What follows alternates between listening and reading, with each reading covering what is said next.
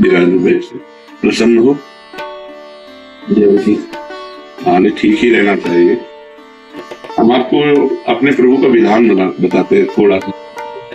प्रभु किसी पर कृपा करते हैं, ये वैभव मिलना कृपा नहीं है, ये पुण्य है। पुण्य से एक घोर पापी को भी बहुत देखो पाप करके भी उनका कोई पुण्य है जिससे वो सुकृत पूर्व के सुकृत वल चल रहे हैं, नया पापे।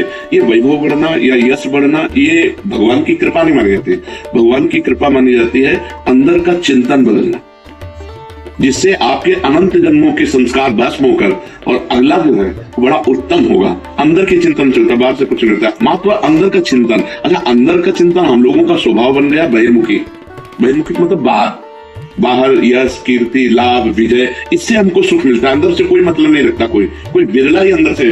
अब क्या होता है, भगवान जब कृपा करते हैं तो संत समागम देते हैं। दूसरी जब कृपा होती तो विपरीतता देते हैं और फिर अंदर से एक रास्ता देते हैं। ये मेरा रास्ता है, ये परम शांति का रास्ता है, ये शांति का रास्ता नहीं। भगवान वो रास्ता देते और जीव को अपने पास बुला लेते हैं। बिना प्रतिकूलता के संसार का राग नष्ट नहीं होता। किसी को भी वैराग्य होता है तो संसार की प्रतिकूलता देखकर वैराग्य होता है। सब कुछ हमारे अनुकूल है तो हम आनंदित होकर उसका भोग करते हैं। जब हमारे ऊपर प्रतिकूलता आती है तब ठेस पहुंचती है कि इतना झूठा संसार, तो अंदर से भगवान रास्ता देते हैं। ये सही है। भगवान बिना प्रतिकूलता के इस संसार को छुड़ाने का कोई भी औषधि नहीं रखी। आज तक जितने बड़े महापुरुष हुए हैं, जिनका जीवन बदला है, उनको प्रतिकूलता का दर्शन करके बदला है। तो कभी प्रतिकूलता आए तो उस समय आनंदित हो कि मेरे ऊपर अब भगवान की कृपा हो रही है कि मुझे सतमार्ग में चलने की प्रेरणा मिल रही है। अगर सतमार्ग छूटा हो, ये सब तो एक सेकंड के लिए आप विचार कीजिए। अब अपना सुधार कर लो, अपने जीवन को सत्य में ले आओ, तो अगला जो होगा वो बहुत जोर का होगा। चाहे जन्म हो तो श्रीवान, कुलवान, धनवान, वैभव संपन्न ऐसे, और भक्ति की अनुकूलता, भक्ति की अनुकूलता। खास बात श्रीवान, धनवान, कुलवान नहीं, खास बात भक्ति की अनुकूलता। अगर इस जन्म में भगवत प्राप्ति नहीं हुई तो भगवान श्री कृष्ण ने गीता में कहा है कि मेरे भक्त का नाश नहीं होता। मैं कुलवान, धनवान, श्रीवानों के कुल में जन्म देता हूँ और फिर पुनः भक्ति का माहौल देता हूँ, और पूर्व का जो भजन छूटा हुआ हो वहीं से उसको अब बिल्कुल ऐसे रहो जैसे रह रहे हो, बिल्कुल संसारिक बन करके रहो, लेकिन अंदर का चिंतन आपका बदल जाए। अंदर के चिंतन में आपकी यश की भावना न रह जाए, अंदर के चिंतन में आपको धन बढ़ाने की भावना न रह जाए। अंदर का चिंतन हो जाए, प्रभु बहुत जन्म व्यतीत हो गए, अब एक बार आपसे मिलना चाहते हो, एक बार आपसे मिलना चाहते हैं प्रभु, मुझे आप चाहिए, आप संसार नहीं। तो बात बन जाएगी, तो बात बन जाएगी। इसलिए आनंद पूर्वक भगवान का नाम जप करो, बिल्कुल चिंता मत करो। बाबा, क्या नाम जप से हो जाएगा पूरा?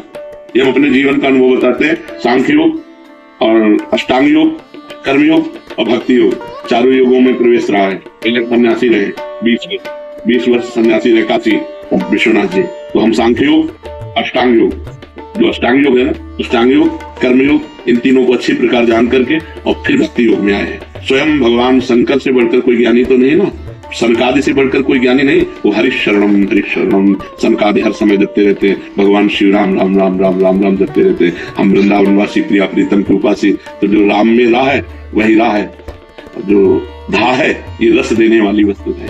तो हम राधा राधा राधा राधा, मतलब आप ये समझो कि हमारी इतनी तार्किक बुद्धि नहीं, हमारी श्रद्धालु बुद्धि नहीं रही। सन्यासी की जो बुद्धि होती है वो तर्क प्रधान होती है, कसौटी पर कसने पर। तो हम केवल भावुकता में राधा राधा का प्रचार नहीं कह रहे कि हमने सुना और ऐसे ग्रंथों में पढ़ा वैसे कह रहे, स्वयं स्वाद लेके कह रहे और विश्वास के साथ कह रहे कि यदि आप राधा राधा जपते हो तो इसी जन्म में भगवत प्राप्ति हो जाएगी, इसी जन्म में। जैसे किसी से कहा जाए कि तुम सत्य बोलो, मंदिर में चढ़ के बोलो, तो हम मंदिर में नहीं, वृंदावन में बैठे हैं। करोड़ों मंदिर इसकी समानता नहीं कर सकते, भगवान का परम धाम है। अगर राधा राधा नाम चल रहा है तो इसी जन्म में भगवत प्राप्ति हो जाएगी। हमारी आखिरी श्वास यदि राधा, तो मुझे श्री जी की प्राप्ति, भगवान की प्राप्ति हो जाएगी। इसमें कोई संशय नहीं और किसी साधनों की कोई आवश्यकता नहीं। आप केवल अंदर ही अंदर चलाइए और लिखिए। देखो, हम जो कह रहे हैं उसको समझो। बहुत अधिक नाम जपने की हमें चेष्टा नहीं करनी, कम संख्या हो लेकिन मन लगा करके हो। जैसे हम अब देखो, आप लिखो राधा, अपने दिमाग में लिखो, खुले नेत्रों लिखो, बाहर देखो, दिखाई दे रहा है राधा लिखा हुआ, वही कान में सुनो राधा, वही अंदर उठाओ राधा, ये तीनों का एकाकार हो जाए तो ये करोड़ों नाम जप के बराबर है।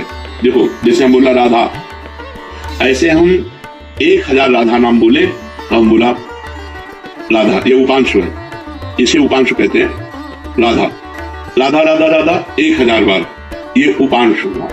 अब ये ऐसे उपांश हम 10,000 बार जप करें, अंदर देखते हुए बोले राधा, उपांश 10,000 बार नाम जप करने का फल एक बार मानसिक में है। इतना बड़ा फल है ये। ऐसे राधा राधा चल रहा है, नेत्रों से हम उसे देख रहे हैं, कानों से उसे सुन रहे हैं। आप देखना कि अगर मन भगेगा तो आप लिख नहीं पाओगे राधा नाम, अगर लिख रहे हो तो मन भागेगा नहीं। तो चाहे 10 बार लिखो, 100 बार लिखो, लेकिन एक अभ्यास बनाओ ऐसा कि कुछ समय शांति से स्नान आदि करके बैठिए और राधा राधा लिख रहे हैं, उसी का चिंतन कर रहे हैं। इसे अपना जीवन बना लो, फिर आप परिणाम में खुद देख लेना। कोई घाटे का सौदा तो है नहीं, ठीक है। ये सखी को दे दे, ठाकुर से भी किए।